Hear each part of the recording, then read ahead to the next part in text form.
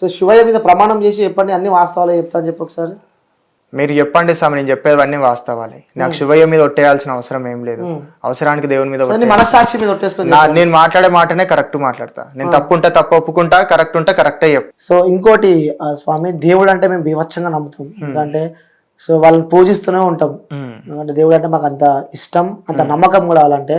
So అలాంటి దేవుడిని మనసులో పెట్టుకొని పైసలు సంపాదిస్తే ఏమొస్తా చెప్తాము ఒకసారి నాకు. మీరు పైసలు సంపాదిస్తారని ఎట్లా అంటున్నారు స్వామి? అసలు దేవుని పేరు చెప్పి పైసలు సంపాదిస్తారని ఎట్లా అంటున్నారు చెప్పండి. ఆ చేసే వాళ్ళు బయట ఉంటారని నేను అంత క్లియర్ కట్ గా చెప్పినాక కూడా ఈ రోజు నన్నే నిందిస్తున్నారు మీరు. ఇప్పుడు అంత క్లియర్ కట్ గా బయట ఎంత సంపాదించారు స్వామి ఇప్పటి వరకు? స్వామి సంపాదన అవన్నీ గోల్డేనా? ఇది రోల్డ్ గోల్డ్ స్వామి, రోల్డ్ గోల్డ్. రోల్డ్ కు తేడా తెలియదు. ఇప్పుడు నా యూట్యూబ్ లా నా పేర్ల మీద ఏం చేసిరంటే ఫేక్ అకౌంట్లు పెట్టిరు. ఫేక్ అకౌంట్లు పెట్టి రాకేష్ స్వామి దగ్గర ఉంటా నేను అని చెప్పేసి అట్లా పెట్టి పైసలు వేయించుకోవడము, జ్యోతిష్యం చెప్పబడను అని చెప్పేసి ఒకటి రూమర్ అనేది ఒకటి వచ్చింది.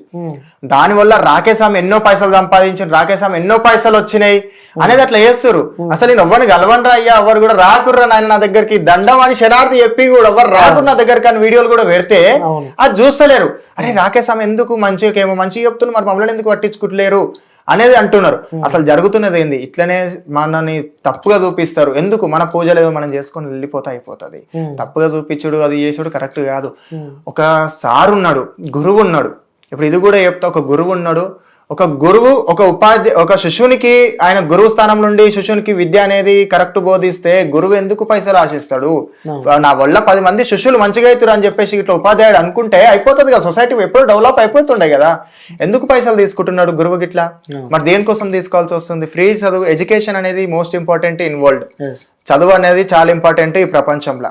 ఈ ప్రపంచంలో చదువు అనేది గురువు ఇస్తున్నప్పుడు తీసుకొని శిష్యులు గిట్లా దాన్ని మంచి చేస్తారనే ఉద్దేశంతో ఆయన పైసలు తీసుకోకుండా ఫ్రీగా చెప్తే అయిపోతుంది కదా. ఆయన కూడా కొన్ని బాధ్యతలు అనేవి ఉంటాయి. ఇప్పుడు ఆ సార్ కూడా ఒక విషయంలో సార్ నాకు కొన్ని ఎక్కువ అవుతున్నాయి, ఈ టెన్షన్లు ఎక్కువ ఉంటున్నాయి, ఫ్యామిలీ ప్రాబ్లమ్స్ ఎక్కువ ఉంటున్నాయి, సో నాకు కొంచెం శాలరీ ఎక్కువ పెంచానని చెప్పేసి అడగడంలో తప్పు లేదా? అంతేగాని ఈ పని ఒక దేవుని యొక్క విషయంలోనే మీరు దందా నడిపి అని చెప్పేసి ఇదే అని చెప్పేసి అంత ఎందుకు చూస్తారో నాకు అర్థమైతే లేదు.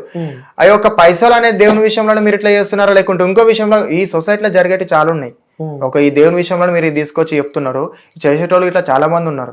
వాళ్ళని కూడా మీరు ఒకసారి చూడండి ఏమైతున్నది, ఏం సంగతి అనేది. ఇట్లా దేవుని విషయంలో పైసలు సంపాదిస్తున్నారు, దేవుని విషయంలో ఇట్లా చేసేటోళ్ళు ఇట్లా వాళ్ళు బయట ఉంటారు. మీరు ఈ పైసలు సంపాదిస్తారు ఇది అని చెప్పేసి నా గురించి చాలా టాక్ వస్తున్నది. సో దానికి నేను ఒక బెస్ట్ ఎగ్జాంపుల్ చెప్తా, మీరు చూడండి. మీరు జెన్యూన్ ఉంటేనే జెన్యూన్ అని చెప్పండి స్వామి. ఎందుకంటే ఇక్కడ నన్ను తప్పుగా చూపించి నన్ను తప్పు చేయకండి. ఇవి వాళ్ళ కాంటాక్ట్స్. ఇంతమంది నాకు వాట్సాప్ లా మెసేజ్ చేసిరు. చాలా ఉన్నాయి. ఇవి ఎప్పటి నుంచో ఉన్నాయి. ఇవి నాకు ఇట్లా అప్పటి నుంచో కాదు, నేను ఏళ్ళ కొద్ది నుంచి నేను యూట్యూబ్ అనేది పెట్టుకుంటూ వచ్చినప్పుడు అప్పటి నుంచి నాకు కాల్స్ ఉన్నాయి. నేను ఒక్కనన్నా ఎవరితోనన్నా కాల్ మాట్లాడినట్టుందా స్వామి? లేదు. ఒక్కరితోనన్నా టెక్స్ట్ లేదు, కాల్ కూడా ఇంక ఓపెన్ చేయలేదు. చూడండి, ఒక్కరితో నేను కాల్ మాట్లాడేది, ఒక్కరిని కూడా నేను కన్సల్ట్ కాలేదు. నా పేర్ల విధంగా ఫేక్ అకౌంట్లు పెడుతున్నారు. ఫేక్ అకౌంట్లు పెట్టడం వల్ల నా పేరు అని నేనే రాకేష్ స్వామిని మాట్లాడుతున్నాను, వాళ్ళకి పైసలు వేస్తున్నారు. అట్లాంటివి నమ్మకాన్ని అని చెప్తున్నా నేను అక్కడ. అది అలా జరుగుతున్న స్టోరీ. ఇప్పటికైనా అర్థం చేసుకోండి. రాకేష్ స్వామి పైసలు తీసుకొని ఇది అంటారు, రాకేష్ స్వామి ఇంత డిమాండ్ చేస్తారు అనేది ఇట్లా అది వాస్తవం కాదు, అవాస్తవం. ఇది కొట్టి పడేయాలి. మీ హాస్పిటల్ మీరు కరెక్ట్ చెప్పండి సార్. అంటే ఫేక్ అంటే మీ పేరు వాడుకొని ఫేక్ డబ్బులు సంపాదిస్తున్నారు. అదే గుడి కూలిపోతా నేను రూపాయి అడుకొని ప్రతి ఒక్కరు ఎవరెవరు పైసలు ఇచ్చిన అంతే ఇట్లా యూట్యూబ్ లో పెట్టిన అనోని కారణాల వల్ల కొన్ని యూట్యూబ్ లో వీడియోలు తీసేయాల్సి వచ్చింది, యూట్యూబ్ ఛానల్ తీసేయాల్సి వచ్చింది. కావాలని చెప్పేసి మంచిగా చేస్తుంటే ప్రజలకు కొందరు వేరేటోళ్ళు మా దాంట్లో ఉండేటోళ్ళు ఆపోజిట్ వచ్చి కొన్ని వేయడం జరిగింది. ప్రజలకు తెలుసు నేను అంటే ఏందో. నా గురించి 100 మంది జ్యోతిషం చెప్పుడు అది ఎప్పుడు అంటే నేను వీడియోలు కూడా తీసి పెట్టిన, నేను కంప్లైంట్లు కూడా ఇచ్చిన. నేను ఇంత క్లియర్ కట్ చెప్పినాక కూడా నన్నే ఈయననే తీసుకుంటుంటే నేను ఏం చేయాలి చెప్పండి? అక్కడ జరిగింది ఉంటా జరిగింది. జనాలు ఏమనుకుంటున్నారు, మీరు అనుకుంటున్నారు నేను తీసుకున్నా అనుకుంటున్నారు. దీనికి రోమర్స్ ఇంక ఇవి. ఇప్పుడు మీరు అన్నట్టు పండుగ చేసేది. ఇప్పుడు నన్ను బాధ పెడితే ఇక నేను నెక్స్ట్ టైం ఎల్లమ్మ తల్లి పండుగ చేయడానికి నేను వస్తానా? అమ్మవారిని నిందించడం ఎంత వరకు కరెక్ట్ అని నేను అంటున్నా. ఈ రోజు నన్ను బాధ పెట్టి అంటున్నారు, రేపటి నాడు ఎల్లమ్మ తల్లి పట్నాలు వేస్తానా? అమ్మవారిని కూర్చోబెడతానా, అమ్మవారి గురించి చెప్తానా అంటే ఇప్పుడు నన్ను ఇక్కడ బ్యాడ్ చేద్దామనే కదా. అంటే బ్యాడ్ చేస్తే ఇలా ఇక్కడ ఇది చెప్తే ఈ కంటెంట్ వల్ల అవతల వాళ్ళకు అరే మార్కెట్ లో మా పేరు నడవదు, మాకు వచ్చేటివన్నీ ఈనుకోతాయి అని చెప్పేసి అట్లా అనుకునే కదా వీళ్ళు చేస్తారు. అంటే అంత బాధపడుతున్నారు, ఆ ఎమోషన్ నాకు కనిపిస్తుంది. ఎందుకంటే అంత దేవుడిని నమ్మినారు కాబట్టి ఆ ఎమోషన్ నాకు కనిపిస్తుంది. మరి అదే దేవుని పేరు ఫస్ట్ అడిగిన క్వశ్చన్ ఇది, అదే దేవుని పేరు పెట్టి పైసలు సంపాదిస్తున్నారు అని చెప్పి అడిగిన క్వశ్చన్ ఉందా? ఎందుకోసం అడిగినా కూడా నేను చెప్తున్నా. లైక్ నిన్న మొన్న దాకా సౌందర్య అని చెప్పి ఒక అమ్మాయి దేవుడు వస్తుందని చెప్పి కూడా చూసాము. సో దానికన్నా ముందు సంజు అని చెప్పి ఒక అమ్మాయి విషయం, వాళ్ళందరికీ మీరు ఒక ఇన్స్పిరేషన్ అంట కదా, వాళ్ళందరికీ మీరు ఒక గురువు అంట కదా. మరి ఒకటి చెప్తా స్వామి, అమ్మవారి గురించి మనము ఒక విధంగా నేను చెప్పుకుంటూ వచ్చిన ఇన్స్టాలల్లా, నాకు కూడా ఒక యూట్యూబ్ ఉంది, నాకు కూడా ఒక ఇన్స్టా ఉంది, ఒక ప్లాట్ఫామ్ ఇది అనేది ఒక ప్లాట్ఫామ్. ఈ దీంట్లో నేను అనేది కనిపించడం వల్ల అరే నేను ఆదర్శంగా తీసుకుంటే నేను మంచిగా అయితేనేమో. ఇప్పుడు వాళ్ళ వ్యక్తిగతంగా ప్రాబ్లమ్స్ ఏమున్నాయో వాళ్ళ ఇష్టం, వాళ్ళని ఏమి కూడా మనం అననిక్కలేదు. నేను ఆదర్శంగా తీసుకుంటే బాగుంటుందేమో. నేను చెప్పే వీడియోలు మీరు ఒకసారి ఫాలో అయ్యి చూడండి. నేను చెప్పే దాంట్లో జెన్యున్గా ఉందా లేకుంటే సొసైటీకి ఆపోజిట్ ఉందా మీరు మాట్లాడండి. సో అక్కడ వాళ్ళు నన్ను ఆదర్శంగా తీసుకుని ఉండొచ్చు మేబీ, కాకపోతే వాళ్ళు ఎవరు ఏందనేది తెలియదు. తీసుకొని అరే ఈయన ఫాలో అవుతే మనం కూడా అట్లా అవుతామేమో అనుకోవచ్చు. ఎందుకంటే ఒక ఇన్స్పిరేషన్ గా తీసుకోవడంలో తప్పు లేదు. అది ఒక ఇన్స్పిరేషన్ గా తీసుకొని తను ఈయన లెక్క కావడం ఆయన లెక్క కావడం అనేది వాళ్ళు ఎందుకు అనుకున్నారో మన నాకు తెలియదు, వాళ్ళ వ్యక్తిగత విషయాలకు సంబంధించింది వాళ్ళు. సో అట్లా తీసుకొని నా పేరు ఇట్లా తీసుకురావడం కరెక్ట్ కాదు. వాళ్ళు ఇక ఒక మార్కెట్ లో ఒక మనిషి ఉన్నాడు, ఆయన ఇన్స్పిరేషన్ తీసుకుందాం అనుకున్నారా, లేకపోతే ఆమె కాకపోతే గురువు అనేది ఏం లేదు. గురువు అనేది ఒకటి గుర్తుపెట్టుకోరు స్వామి. ఇక్కడ గురువు అంటే ఎవరు స్వామి? తల్లిదండ్రులను ఎవరినని పిలుస్తాం మనం?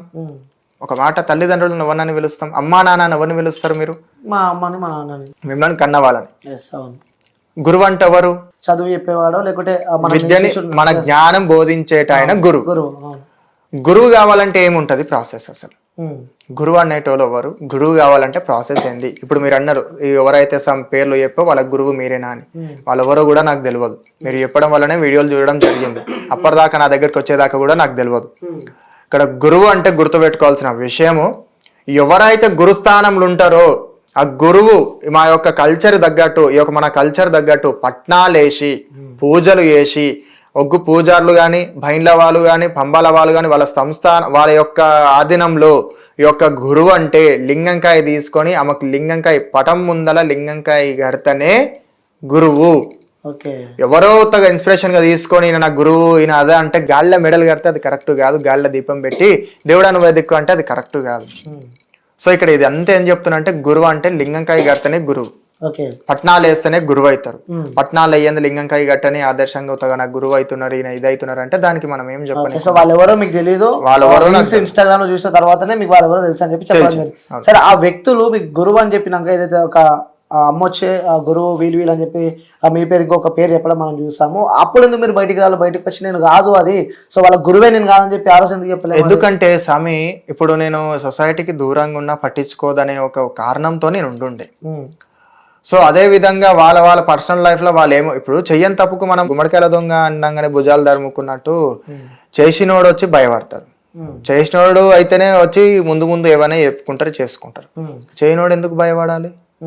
చేయని దానికి మనం కాని దానికి మనం ఎందుకు నిరూపించుకోవాలి? ఈ రోజు మన దగ్గర దాకా వచ్చింది కాబట్టి ఈ రోజు వచ్చి నేను మీకు చెప్తున్నా, అది నిజమా కాదా, ఒకరి నుంచి ఒకరికి వస్తున్నది కాబట్టి అది ఏమైతుంది, వాస్తవమైంది అవాస్తవమైంది అని చెప్పడానికి నేను వచ్చిన ఇక్కడ.